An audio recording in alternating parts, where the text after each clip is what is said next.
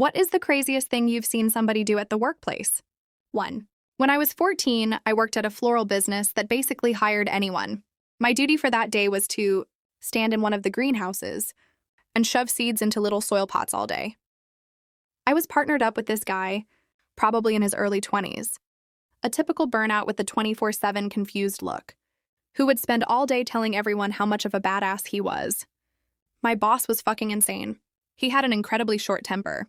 His typical reaction to someone doing something wrong would be to throw his hat and then break things, including, but not limited to, plants, chairs, a tow motor once, etc.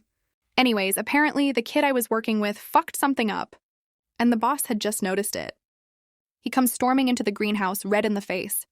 He starts yelling at the kid for something he had done previously, then begins kicking shit over and eventually tells him to get the fuck out and don't come back. You're fired. Instead of this kid walking out with his head down, he runs up to the boss, rips his shirt off, and yells, "If I can do 100 push-ups in 1 minute, I keep my job." He wasn't asking, he was telling.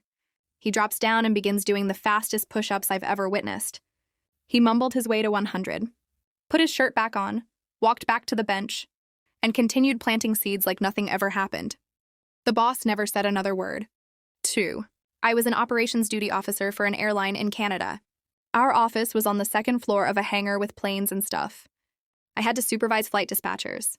In those days, printers were not really reliable, and one of the dispatchers seemed to be very unlucky with them. He was trying to print a flight plan with the weather forecast, but every time the paper would jam. After a certain amount of time, he had to redo the whole flight plan because it had expired. After the third time of redoing his flight plan, when the paper jammed in the printer again, he just took the printer and threw it out the window.